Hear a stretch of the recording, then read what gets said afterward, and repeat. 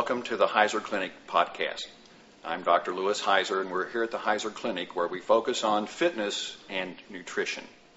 Our topic today, a popular one, is how to get rid of the excessive gut, to really get those firm, strong abdominal muscles and develop that six-pack. But if you have an idea or questions, you can contact us. You can send us an email to info@heuserclinic.com or just go to the website, heuserclinic.com. Many times we can answer questions directly via the website. So our topic today is losing the gut. I've got my team together. Let's go. Okay, we're here with Chris Thompson. He's the Director of Programs at the Heuser Clinic. So, Chris, is there one exercise I can do to get rid of my gut? Well, I'm training two ladies right now, and what we're doing is a high-intensity cardio interval training. And most people at home, they tend to do a steady-state cardio. They might get in their daily walk or their treadmill with the TV on. But the way to really attack this belly is to hit that high intensity where you're breathing hard, you're almost out of breath. So what we're going to do now, I'll get them started. We're going to add resistance. We're going to speed it up above 70 RPMs, and we're going to go for 1 minute straight. Ready, set, go. Now what they're doing there is really taxing the body. So it's going to force that body to make changes. And post-workout, after the workout, it's going to be burning calories still just to get back to normal. Should I be out of breath? Should I push myself that hard? You should be out of breath. On a scale of 1 to 10, you should feel like you're about an 8 or 9 on your exertion level. Does the belly come off first, or will my hips get thinner first? The belly tends to come off first. Over time, take it down. Over time, their legs are going to come off as well. But the health factors related to belly fat are significant, so it's a good thing that this does come off first. Well, the next most important thing is to add some muscle to that body of yours. And the more muscle we add, the higher our metabolism is going to go. For every 2 pounds of muscle that you add, that burns 10 pounds over the course of 1 year. So what we're going to do now with Denise is we're going to go through how do you build muscle. And I'm going to hit all the major body parts. So Denise, let's start out with the shoulder press. Simply going to push straight up toward the ceiling and come back down to the ears. She's going to exhale as she pushes. Inhale, coming back down. And what we're looking for, if you can do each of these exercises, we'll show you 2 to 3 sets of 12 repetitions. And do that 3 times per week. Within 1 month, you can expect to gain at least 1 pound of muscle. If you continue it, you're going to gain more pounds. The more you gain, remember, the higher that metabolism, the faster that burn. Most people like having nice toned arms. This is a great one. Again, she's exhaling at the end of the hard part.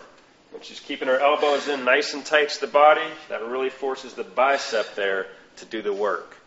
And she's going to go for her 12 repetitions and then move on. How do I get rid of this jiggly stuff? Well, the best way to tighten and tone is into a tricep kickback. And Denise is going to prop her elbows up. If you could turn to the side, too. There we go. Give them a great angle. How she has her elbows elevated. She's extending her forearm and really squeezing that tricep, the back of her arm. This is really going to help tighten and tone those muscles. For the chest muscles, things like push-up. Proper position, she's going to drop down, bending her elbows to about 90 degrees. Pretty impressive there. She's not using her knees, so a modified version, you can bend your knees, prop your feet up, and then continue down. Main thing is you get a good full range of motion. So we'd rather you do it from the knees if you're not getting deep enough from the full push-up position. We've hit the front muscles. It's real important we hit the back muscles to keep in balance. So let's grab these dumbbells one more time. And we're going to do a bent over row.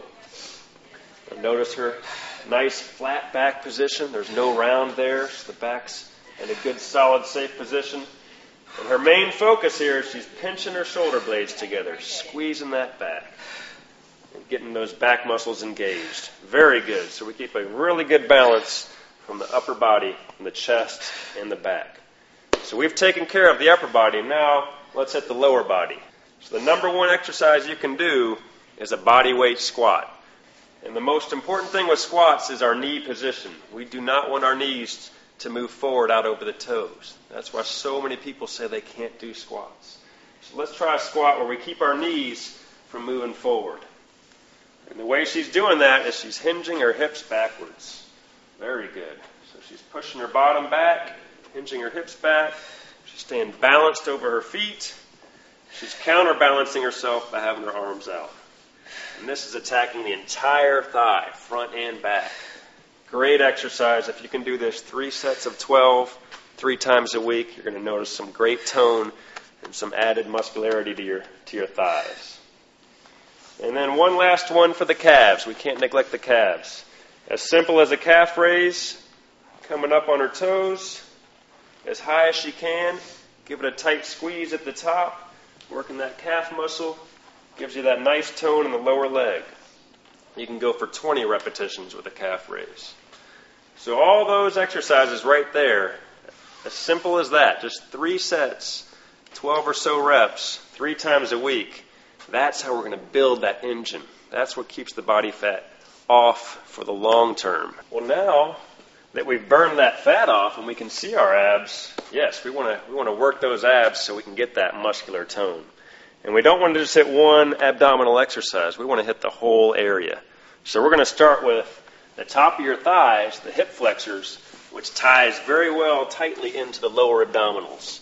So let's hit a leg raise first. Perfect with the hands underneath the bottom. Notice how straight the legs are. If it's too tough for you at home, you can bend your knees a little bit more, and that's going to lighten the load. But they're really feeling it in the lower abdominals and the tops of the thighs. It's really going to help tighten and tone the lower half. Now let's move a little bit higher up, and we're going to do some bicycles. So bicycles. Notice how they're going elbow to opposite knee. And that's really working, again, the lower half, but also bringing into play the abdominals themselves. And that's going to get you burning very quickly. Make sure to keep breathing as you do these exercises.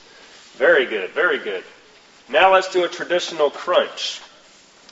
So the main importance with the crunch is that we get our shoulders and our shoulder blades up off the ground. So we want to really feel the tension in the midsection there. Very good, and good regular breathing is important throughout. Now when you're doing these, you want to hit anywhere from 15 to 30 repetitions. Okay? So if you're a beginner, try 15 of them. Stop if there's any pain.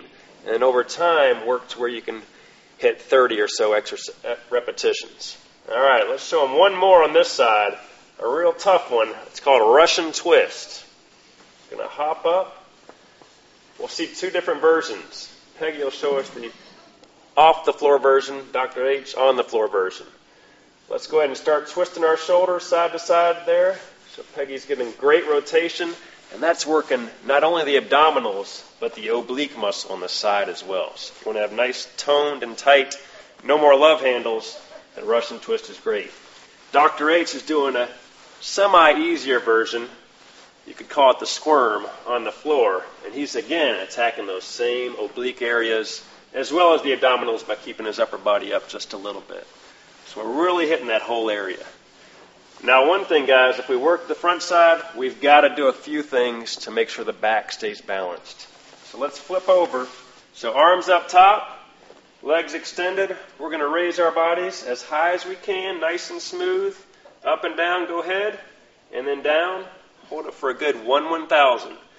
And as they raise up, they're going to contract their hamstring muscles, their glutes, their low back, and then really pull their shoulders back so they can create tension throughout. And this is going to activate those back muscles. Very good. And then let's do a swimmer, raising our opposite arm and legs. So they're going to raise opposite arm and legs. And notice the range of motion on these is a little bit higher, so they're getting more flexibility with this exercise. It's still working the same areas. The low back is the focus point. Very good. So we're keeping that body nice and tight, not only the front side, but we're making sure to make sure the back side is in balance so we can avoid any problems in that area. So come to HeuserClinic.com. Or the Heuser Clinic, the science of fitness.